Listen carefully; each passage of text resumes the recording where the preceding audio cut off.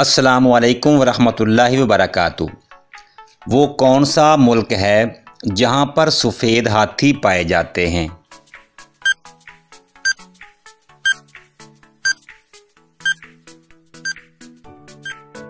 Thailand. बताओ दोस्तों, वो कौन सा ऐसा मुल्क है जिसकी करेंसी वाटर प्रूफ है?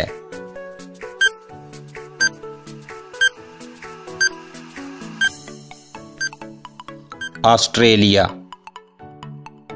दुनिया के 7 अजूबों में से कौन सा अजूबा अभी भी मौजूद है?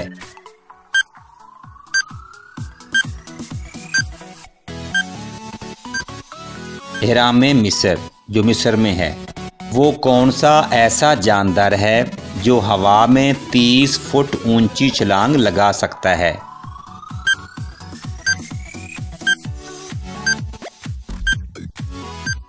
कैंगरू। इंसान मरने के बाद कितनी देर दूसरे लोगों को देख सकता है?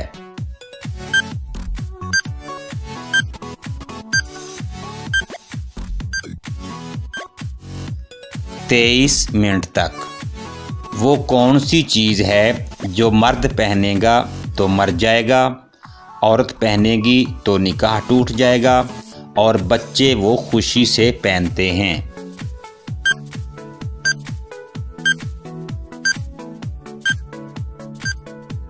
इसका जवाब है वाइट कफन।